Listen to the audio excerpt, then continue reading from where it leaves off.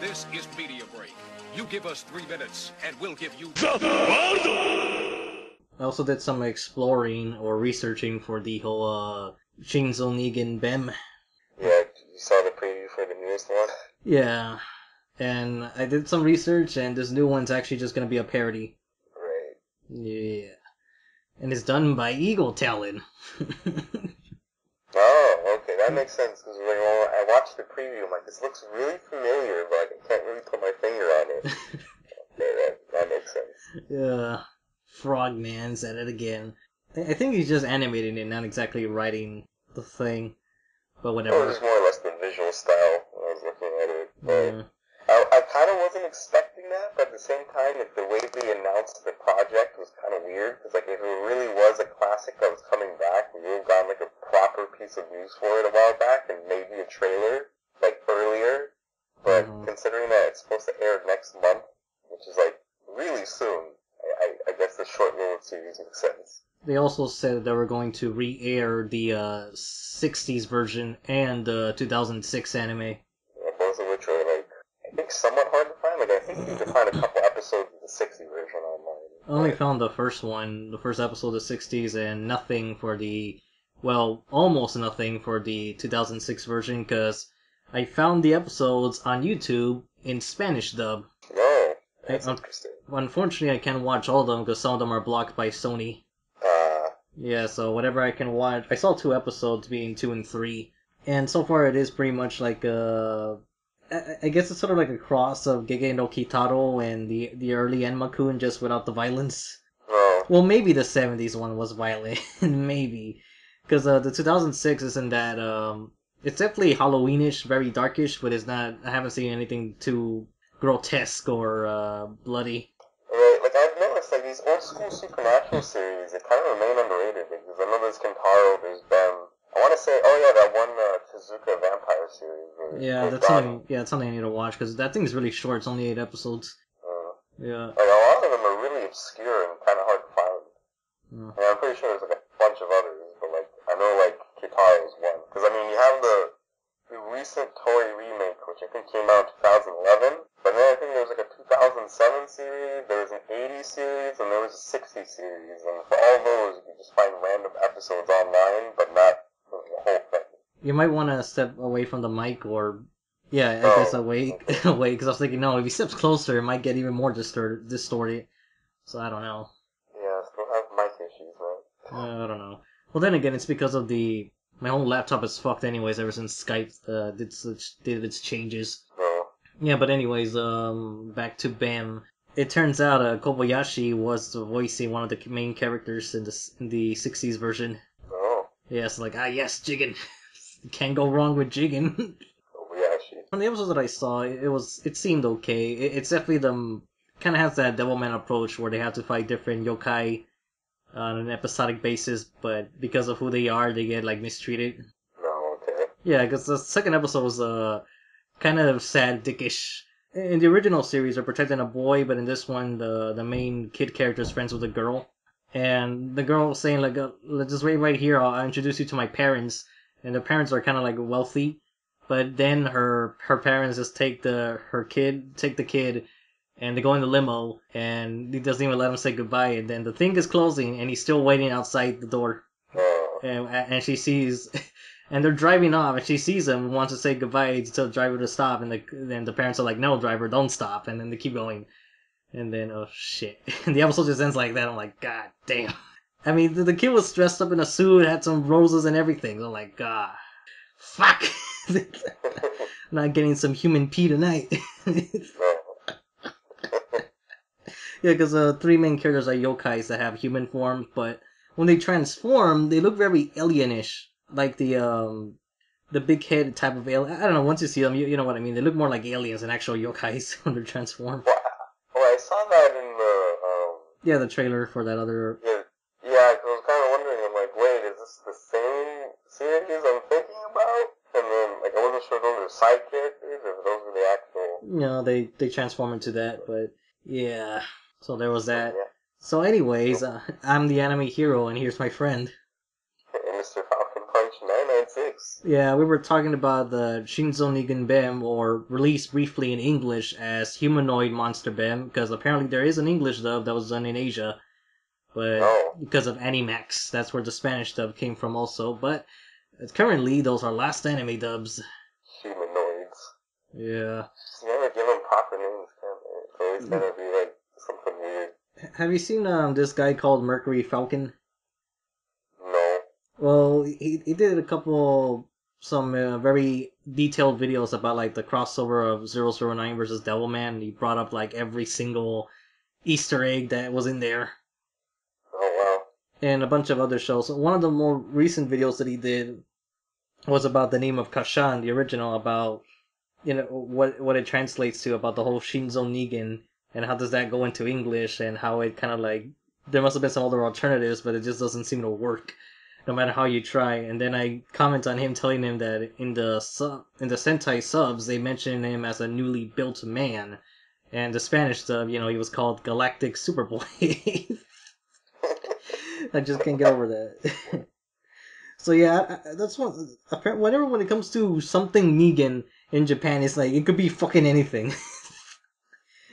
It's like we can't translate that, man. Come on, come up with something else. Like Devilman. Just change it to like Demon Man, or Dark Man. Monster Man, Kaiju Man. Is Gegege Kitaro older than Bem? I'm assuming it is. I want to say, but I'm not too sure. I definitely know it's probably more iconic, but I can't really, Yeah. Oh yeah, that reminds me, wasn't there supposed to be a crossover with Yokai Watch? Oh yeah, for Kitaro, yeah, there's like, I think they're doing a crossover, something like that, or there's going to be a couple characters. I'm not sure if it's just for the anime, or if it's just going to be in the game themselves. But there's like yokai that are designed of, Kitaro's art style. I'm trying to think if there was any other. Well, I can think of some minor pieces of news, but since we're still on the whole Halloween subject, I want to jump a little bit to Hellgirl Part 4. Because I completely forgot that back when it was making the news that there will be 6 new episodes and 6 reminiscent episodes. I completely forgot about that when I was watching the show, and then by episode 7 it's like, hey, it's a recap of another episode from back in 2004, 5, 6, I forgot what year, for the first Hellgirl. And then it's kind of, but the most glaring problem is that that's when you realize, like, wow, the animation really didn't change all that much in all these 10 years. It's like they just blend in. Like, if no one ever saw the first series, they wouldn't tell the difference. But yeah, so the first 6 episodes, I completely overlooked that would be considered one ongoing story arc, because it ends by episode 6, and by then it doesn't feel like a good story. It just felt like it was squished in. It's like, oh yeah, by the way, this has continuity, but I'm thinking that didn't have a very good lasting effect. It felt like a very rough version of the 3rd season, just condensed into 6 episodes, and it wasn't done that good. Yeah, it just wasn't. And then if you put in the whole animation, like, you should, raise the bar a little higher, be more ambitious, but it wasn't. Interestingly, the recap episodes, they added a new segment at the beginning where it would be like, I don't want to say live action, because it's not exactly right. It's like a different art form. They would use, it's like miniatures. They would use a miniature background, but they would use like cutouts of characters and move them like those types of puppets. Oh, I see. Kind of like the Gotcha. Yeah, something along that. Yeah, they would. So that's what I kind of found interesting, that they would be using that for the introduction to lead up to the segue of what is the recap episode we're going to talk about today, and it takes place in a bar. So it was an interesting look, and there's one more episode that's supposed to come out tomorrow, Friday, because we're recording on Thursday, and then that will be the end. So I don't know if they're gonna hint at, oh, we'll come back next year, we'll do it right this time, or that's it, Hellgirl's done, gone forever. Well, it's kind of weird because you said like, there was a 10-year gap between this season and the last, right? About so, yeah. See, that's kind of weird. Like, why even bother bringing back the series if you're like, oh yeah, we're going to do 6 actual episodes. And then we'll just do, like, reminiscent episodes. Like, it's a really weird way to bring back a series Yeah. that's been gone for, like, a long time. I know, unless they plan to re-air the first 3 series, on television, because they do have the timing right for October, because they can still do, like, a lot. But at the same time, I'm wondering, it's actually a miracle that the first series did so well, because, there was a manga, but it's not a manga adaptation at all. Or the manga was made after the anime was airing, something along those lines. But the point is that the first series was really successful, that it got a second season confirmed the following year. I think it was less than 6 months, I want to say. And it was a full 26 episode series that became very successful. And then 2 years later, that's when they made the third series, but it's unheard of for me, like, to have, like, yeah, this anime is not based on anything, and then it just got very popular enough to, like, yeah, we'll make a second season and improve on it, but now it's like, where's the ambition? Has to do something like with The Ring versus The Grudge and have Hellgirl versus another horror franchise from Japan. I don't know. It just seems really weird. Like, I've never really watched Hellgirl, but, like, this whole situation just kind of seems weird. Yeah. Why bother? Yeah, so it's like, there wasn't much. So it's sort of like that Gintama season from a couple years back, where it was just like, oh yeah, there's only like about 12 new episodes or something, and then the rest were just recaps. Yeah, see, I'll bring that up too, because that's the only thing I could think that's like similar in situation. But like with Gintama, it wasn't that long of a wait, you know, from season to season. This is like a full, like almost 10 years. That's just kind of like, what the fuck? And it wasn't that good. Oh shit. So yeah, that was my disappointment of the year, which I wasn't expecting at all. I'm trying to remember some pieces of news, and the only one that comes to mind is the whole Fist of the Blue Sky ReGenesis. Oh yeah, I saw that. There's that, and then I think there's something about Taibocon 24, but I think that was just like the opening. Yeah. Or something like that. But yeah, the Taibocon 24, they just confirmed the what will be the opening theme, and they've kept the same description as the other update, where they mentioned that the villains are gonna take over the show, and at least it gave us a new visual, because that was nice. Yeah. Because now we'll get to see B Majo's boobies. The Blue Sky ReGenesis is gonna be a sequel to Fist of the Blue Sky. It hasn't confirmed how long it will be, but at the same time, it's one of those news that I'm excited, but it's not like we can get it over here right away. The sequel prequel. Yeah, that's what I hate about the Crunchyroll.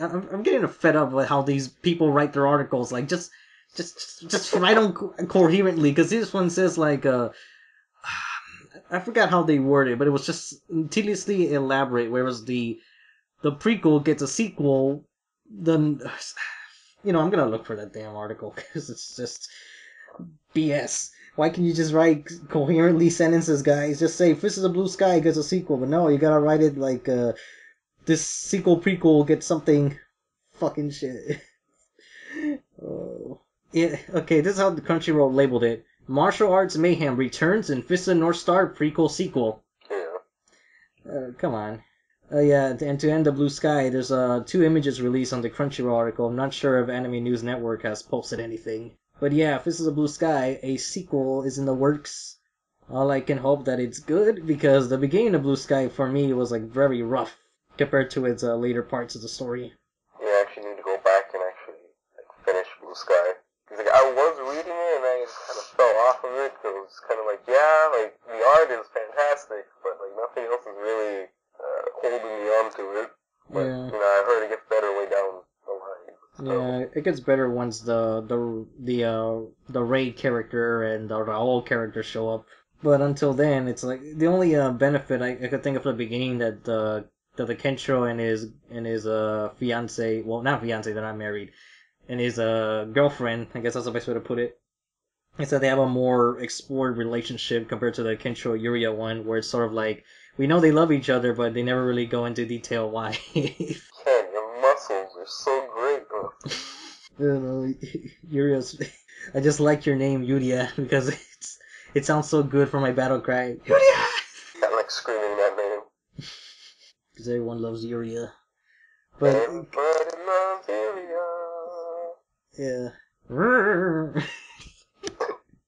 Yeah, but it's kind of surprising that there's only one character that actually another. Well, everyone is moved by by Kasumi's girlfriend in the second series, but the Blue Sky series.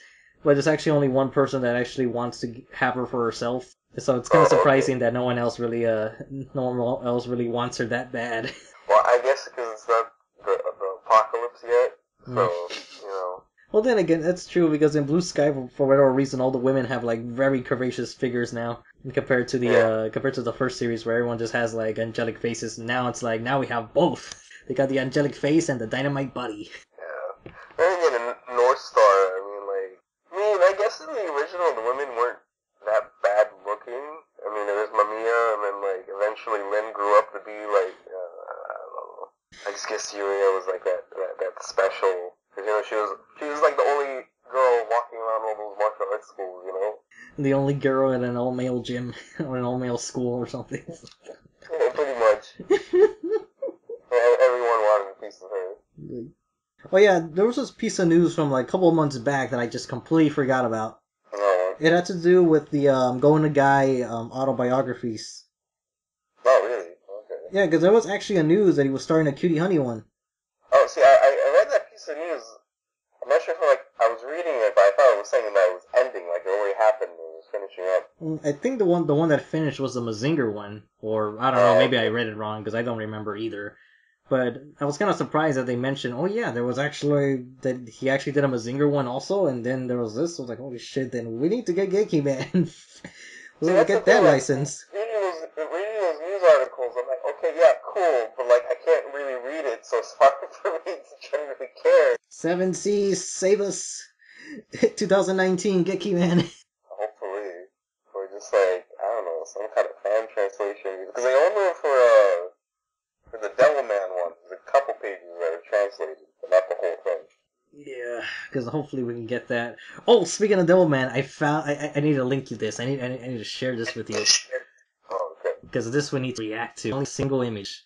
Because I haven't researched the background information. Because I do know that in Sonic comics there's like multiple universes, but I want to say there's a particular story that just mentions these universes, but they don't actually go into detail. Sort of like a montage of like, oh, there's all these things by the way. Because I found a certain image that you'd be like, oh shit, no fucking way, no fucking way. Okay, so it's called Tails-Zilla because it's from the Zilla universe, but it's not what you think it is when I show you this image. You're gonna think Godzilla, but instead it's... Oh shit. Tails Devilman? Yeah. Tails-Zilla is Devilman. Oh god. Why the whole Zilla? Is it giant or just like... Yeah, there are monsters basically in that universe, and some of them are giants. I don't know about Tails though, because the panel just shows him with other characters, and the first thing that caught my eye was just that, wait a minute. Wait a minute. What's with those... the ear. Yeah, the ears like... Well, yeah, the eyes have it too, but it was mostly the ears. The ear, wing, horn, whatever they are. It's like, what are those things, Go Nagai? Answer me. Tell me. Enlighten me. Oh, because like I remember like Devilman Lady, the way like she got the Batwing things was like it was kind of like a pile on kind of moment where just a bat bit on her forehead and like it just merged with her body. I was kind of wondering like is it the same with Devilman? Like what the fuck? And then like I forgot what I think it was like Awan Saga or one of them where it's like revealed like yeah Devilman's like this demon werewolf. What was the other weird fusion? Yeah, it was a Akuma Knight. Yeah, because that one's all color, and they do show like him fusing with this wolf, like half wolf thing, and then you see everybody how they fuse. See dragon too? I'm not sure. I think no, that was Satan that had the dragon. Oh, okay. Unless the wolf can transform into a dragon, I don't remember. I don't know. It was just like oh shit. Yeah, just like huh? They can't really beat Dante, which is like. It was like a dinosaur, attack helicopter, demon. And a pterodactyl. Like. plus the Fire of God. So there you go. That makes Demon Lord Dante. It's like, what? What kind of fusion is this? Like you said, like you tell me, I just get all these things and just fuse them together. Just get Demon Lord Dante. Yeah. What the fuck? What kind of fusion? I was kind of like wondering, like, is that just a mistranslation? That sounds so weird. You never know. Pterodactyl, helicopter, wrath of God. I'm like, okay. T-Rex, yeah. It makes this thing. It makes a fucking monster. Yeah, and then I just love it how Nagai is, when the scientists are analyzing Dante and his first attack, they're saying, like, its wingspan is not great enough they shouldn't be able to fly, you know, that shit. It's like, why are you applying logic to your own work? It's not gonna work here. Like, my guy, don't bother. It's kind of funny how he really likes science fiction origins, yet he never goes into detail, like, how everything works. It just happens. It's just like, just felt I like it. guess it's kind of like, you know, back in those days, you know, we had like a lot of science fiction horror, but it was just like, it was just a monster that got mutated or something. Yeah, like it's always that. by some unknown chemical that no one's ever heard of, and then, like, yeah, you know, when that chemical, you know, touches this other thing, shit happens, so there you go. I mean, like, if you think about, like, all the old school superheroes, like, you know, all the ones from Marvel, it's like, oh, gamma radiation, radioactive spider, you know, space rays. Yeah. You know? It's a lab, but one day in a certain lab accident. And now he has become the superhero of the story, using his newfound powers for justice and the American way. Wouldn't it be some shit if there was like a Devilman, like an Americanized version of Devilman called... See, I don't think they would call it Devilman. It would probably be like Monster Man or something like that. One day... I forgot what was like Dr. Hell's English name? It was Dr. Demon. Oh, okay. Dr. I don't think Demon. they can use Devilman. I don't know. It's just because, like, you know how, like, conservative people are. Yeah, I know. So probably MonsterMan if it was like 90s, 80s. Maybe, yeah, I'd say if it was between 70s and 90s, it would be MonsterMan. It would just, it just fits that time. So, like, I don't know. I just imagine if that was the name, like, the theme song would be like the Monster Mash. The Monster Mash. It's the Monster. I'm just thinking right now for, like, the prologue for every episode, like, when, Akira's name will be Adam, by the way. Because, you know, maybe Adam. Maybe it'll be something like, not even with an A. It might be something else entirely. Like, yo, this is Dave. Dave or Billy. Really bland name. This is Bob. I don't know.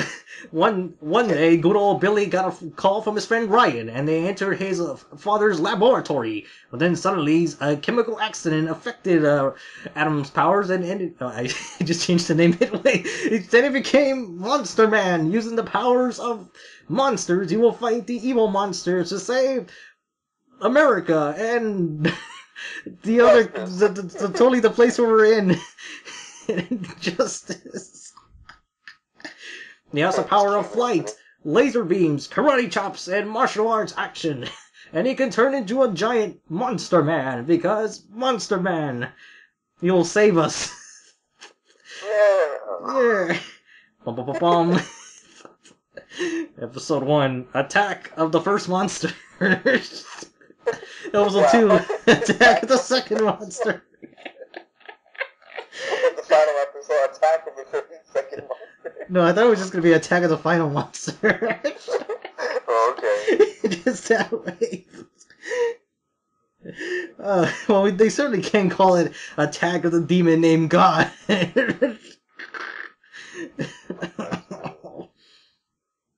Like the original series where it's like the demon, it's like Demon Goto. I'm like, huh? What do you mean? What do you mean, Demon God?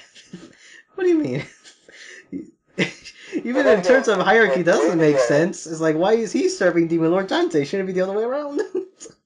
I mean, not Demon Lord Dante, Xenon. Gosh, you see, this is how confusing you get because you got Zanin, then Xenon and Dante, and then some of the designs are recycled and like, oh. Yeah. So. Monster Man. Yeah, but then again, the way, like, I remember they were doing, like, Tranzor Z, they kind of, like, cut together a lot of episodes and just, like, Frankenstein them together. So, Yeah, it was not coherent at all, especially when they introduced Boss and a couple other characters, but Brocken was pretty hilarious. Brocken was like the saving grace of that whole thing. Like, Brocken's made the whole thing worth it. Like, if you have not seen it, just watch it for Brocken. Yeah, look that at guy gave it his all the whole performance. Yeah, Brocken. But He put in that work. yeah, I'm trying to remember. But then again, the same thing happened with the Time Fighters dub because they spliced several episodes like that, and it's pretty noticeable where you could tell where one episode ends and then another one begins. Yeah.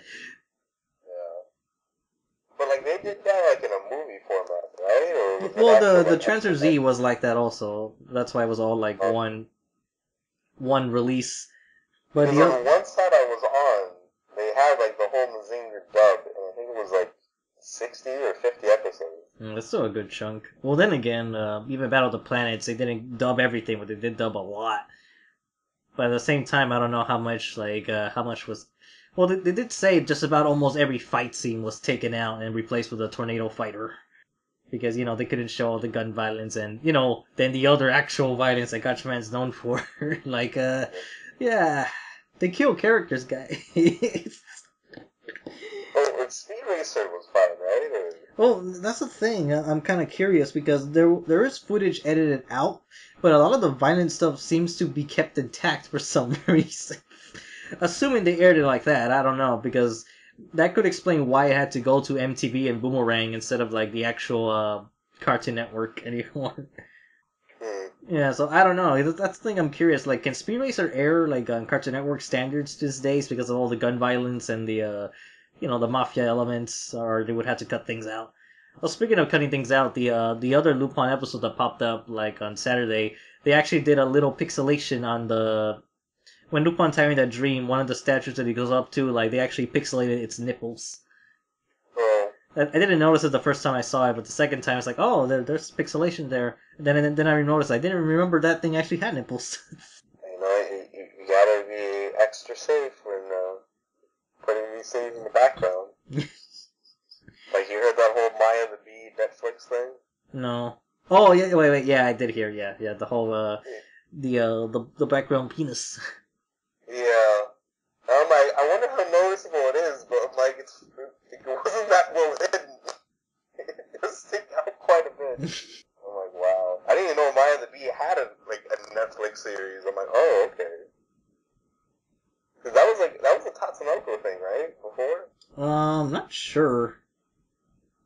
Actually, let me look at it, because I don't even know what it looks like, with honesty. Let's see what that I've seen it a couple times, but whenever I've seen it, it's been in Arabic. Let's see, Maya the Bee. And when you type it in, you just get the... Yeah, no, I'm putting anime. I want to say it could be. It looks Tatsunoko-ish to me. Let me click my anime list. Maya the Honeybee. It's based off a German... Nippon. No, it's not Tatsunoko. It says Nippon Animation. But you said it was German, right? No. The Tatsunoko one. The Tatsunoko one is Hutch the Honeybee.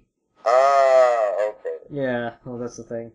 Because I was watching the Guardcast, it did mention that there was like a couple of, back in the 70s and 60s, or maybe 80s, there was a lot of collaboration with anime studios with other works in different countries. Yeah, actually, Nippon Animation, actually going back to them, they did like a lot of adaptations for like old school literature and stuff like that. Yeah. Like Tom Sawyer and whatnot. World Masterpiece Theater. Because I remember that I was watching the Guardcast and Elena mentioned that there was a show called Vicky the Viking, which was like a collaboration. Yeah, I need to watch some of those old school things. Well, I guess Treasure Island's a good example of that also. Oh yeah. It's a whole novel thing. Yeah, because I know that's how that was during the rise of anime. There was like a lot of those, and those were pretty successful. Because then I think there was even the Alibaba too, the 1001 Arabian Nights. Mhm. Yeah, I'm trying to think. Is that all the anime news? Because I want to say there was something else. Well, I mean, I know what else we could talk about. I mean, for you it's still Thursday, but where I live it's Friday. Oh. And you know what that is? It's Kinnikuman Day. Oh yeah, for me it's still a couple of hours before that happens. Yeah, but I want to say there's something else I'm overlooking, and I really hate that. Because what am I overlooking? Because I don't know if you got this link, or maybe I should link it to you when I can. Because someone on Twitter linked me the opening for Infini-T Force. No. Yeah, but the thing is, though, the opening uses a lot of footage that's from the trailers. I see. Yeah, but it is extended. Like you see much more than what the trailer offers, but a good chunk of it's like the trailer. Just we added a lot of colors. Oh yeah, here's some news. It was about one of those things that we can't read, but it's interesting to talk about. It's about Astro Fighter Sunred manga. Oh, see, I was scrolling through Anime News Network, and I saw I was scrolling down slowly, and I saw the top of Sunred's head. I'm like, holy shit, are they bringing back the anime? I get so excited. I scroll down, it's manga chapter. I'm like, oh fuck, that was the anime. Yeah. My heart was actually skipping. I'm like, holy shit. No, we're not gonna see General Vamp. No. No, I'm getting the greatest villain. Oh yeah, there's another manga news that was kind of like that. There was that new Mazinger manga, the one with when Mazinger Z has the blue breastplates. I forgot what it's called. Yeah, I don't remember either. Oh yeah, that ended. I'm like, oh, okay. Yeah, but it's not like... Yeah, but what we want is the movie. Yeah, the movie and... But while I'm on the subject, since I'm remembering things late, because I'm not sure we talked about it, but I'm just gonna mention it here again just in case. But I do remember that a couple of months back, Gainax, I think it was Gainax itself, mentioned that we're gonna do 3 movie adaptations of Leiji Matsumoto's works, being Gun Frontier, Queen Emeraldas, and actually no, it was Queen Emeraldas, Galaxy Express 39, and Captain Harlock. But these movies is gonna happen between 2018 and 2022, I think. Wow. Yeah, it's a lot. It's a big project, so that's what I'm curious, how they're gonna turn out. Gainax has the time these days. Yeah, I'm assuming it was Gainax, because I want to say it was a company that normally wasn't that active recently. So I want to say it was Gainax, but I don't know. I'll just link the article when I can, along with all the other stuff in the description. Oh yeah, there was this piece of news for One Punch Man. Oh yeah. That one was pretty big. We forgot about that one. Yeah, well, changing studios, the JC staff, and even the director, and a couple other people. I think the only person that was staying, I think the character designer is staying. I have no idea. But yeah, it's going to JC staff now. But to me that kind of validates that they're gonna do original material, because the way the manga is going right now, it's they're gonna the arc is not finished, guys. So what we're gonna do when they catch up? Just stop the season, make up their own ending, or in this case, I'm expecting them to adapt their own stories similar to the OVAs they released a couple of months back. I'm guessing because right now I was reading in the redrawn version of the manga, it's more focusing on Garo right now. He's getting cornered by these heroes, so I'm pretty sure, I don't know, I guess we might be getting there. Yeah, and then I finished the original version of that arc, and there's a lot of differences, but, well, I already kind of told you about it, and I don't know if I mentioned it in a previous podcast because I'm forgetful, is that, because the current One Punch Man manga, where it's at right now, it's sort of this imbalance, I don't even know if that's a real word, or it just feels very unbalanced. Well, I don't know, there's this imbalance, trademark, how things aren't, it's trying to be a comedy and a battle show, but it doesn't work because, the obvious answer is Saitama being there just makes everyone feel irrelevant, especially when they're building up this villain really, really bad, and there's this other character who made an appearance recently that's this martial artist whose name I don't remember because he's not important. Because, he's making hype. They're like, oh, this guy could be super powerful. Maybe he's Blast. Maybe he can fight Saitama. And then he fights this monster, can't beat him. The monster goes on a rant for a while, saying all this shit. Saitama shows up and everything, and all the tension goes away. Yeah, and see, the thing that's always annoyed me about that, because people, usually when you make that claim, they're like, oh yeah, but that's the point of One Punch Man. It's supposed to be the haha, it's not like that. Which, okay, that's fine. That makes sense for, the first couple of times it happened. It happened in, the first episode chapter. It it happens a couple other times throughout the series, even with, what was his name, Boros. But it's like, it keeps on reusing that joke, and it's not even a joke anymore. Like, the first couple times, okay, it was unique, it was funny, it was cool, but now it's just like, okay, we get it, like, how long are we going to keep up with this? The thing is, it does the punchline, but it doesn't do the setup properly, because the setup is like, the setup of the scene is not implying of a punchline. What it's doing is creating actual tension, similar to that, basically it's the exact same scene when Genos was fighting against the Sea King, where it just turns into straight up horror, and a very dire, hopeless situation, but at the same time it's trying to be shonen with, because when, that one martial artist was struggling, two other A-class heroes shows up and they're saying like, but they say it like in a very simple, like, bare bones minimum of a shonen way to say like why they're helping him. I don't recall their answer, but it was just something so simplistic. And that's why I feel like the characters don't really feel like characters to me anymore. They're just too shallow. I mean, that's like the entire my problem with One Punch Man. It kind of annoys me when people are like, "Oh yeah, One Punch Man is way better than Mob Psycho." I mean, like, people are able to have their own opinions, but when people are like shitting on Mob Psycho, like, "Yeah, One Punch Man is clearly the superior series," I'm just like, wait. hold on just a minute here, because like in One Punch Man, it's like you're saying, there's an imbalance. Like, it doesn't know if it wants, like, it's supposed to be a parody of shonen series, but at the same time, it's like, it's making fun of them, but like, it wants to be one at the same time. Yeah, you put it better than I did, so yay. Congrats, Falcon. Yeah, I give you a high five, but well, actually no, I could give you a high five because we're totally in the same room, right? We're totally in the same spot. Yeah, here we go. We're gonna give a high five to each other in 1, 2, 3. Yeah. Yeah, that was totally synced. Totally synced. Yeah. Yeah. Yeah, but One Punch Man, I just don't, because there's opportunities for it to transition into a more serious story, but the problem is that it's not utilizing those situations for a transition, but instead for another gag. Some of the jokes don't work for me. Like, for example, a couple of chapters back, there was a scene where Speedo Sound Sonic, not Sonic the Hedgehog, because Speedo Sound Sonic got like an invitation to join the bad guys, so they gave him a devil fruit, because I'm just gonna call it that. So they gave him the fruit.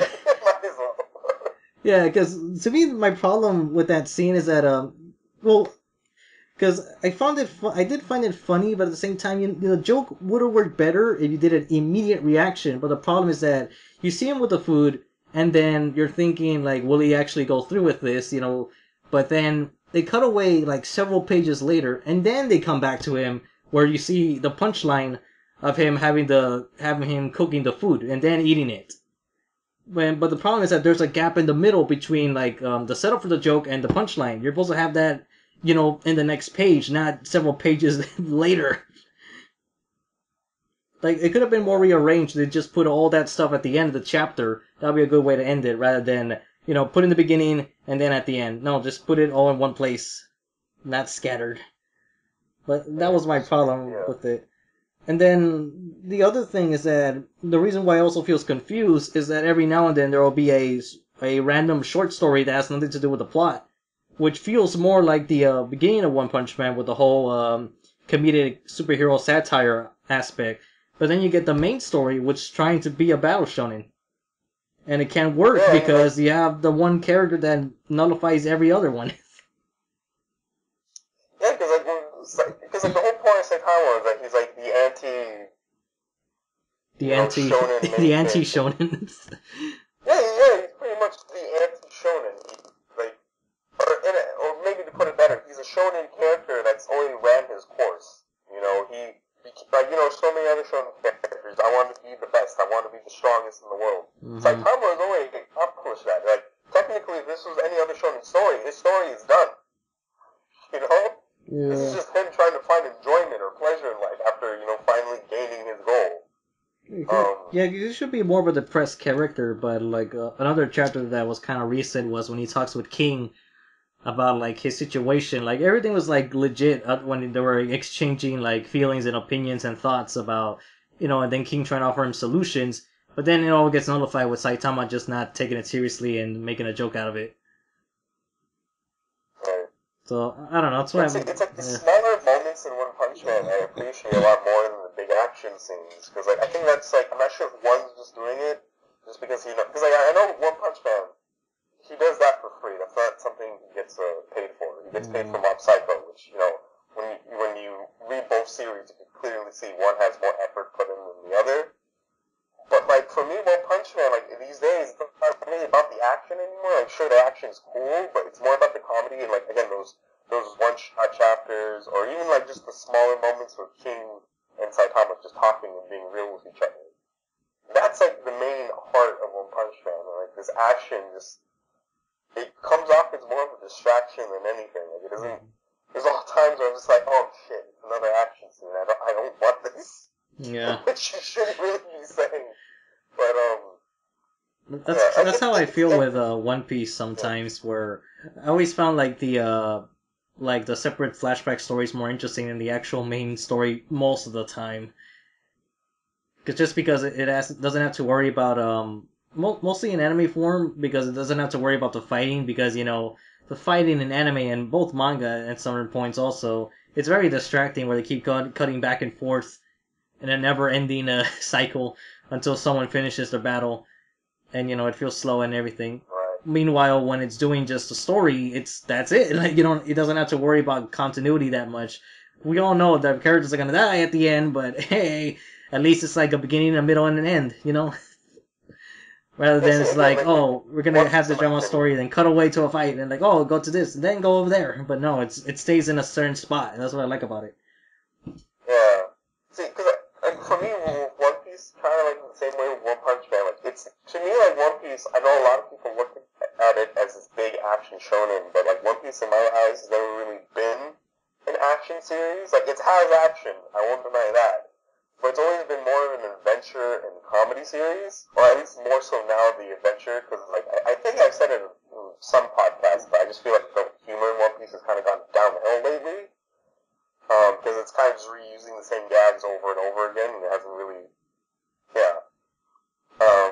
but it's always been more an adventure series, and like the action, I don't know, doesn't intrigue me as much as it did back when I first started One Piece, because like when I first started watching One Piece, it was like one of the first handful of anime I ever watched, so just everything blew my mind. But like I don't know, like maybe that just might be a whole discussion. Just the action take away from certain series. Yeah, that could lead to something. Cause shit, what was it about this? Cause recently, this is gonna sound kind of weird for me. Is that lately I've been finding more joy in One Piece than actual Dragon Ball.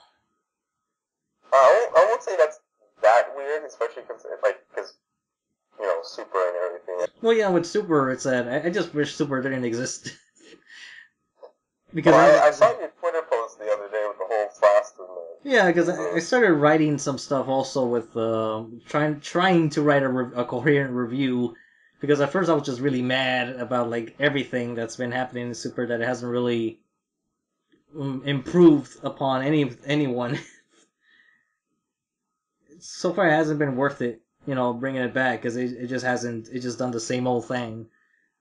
Like, yeah, there's new characters, new fights, and all that, and new powers, but that's all superficial. Yeah, see, that's always been my problem.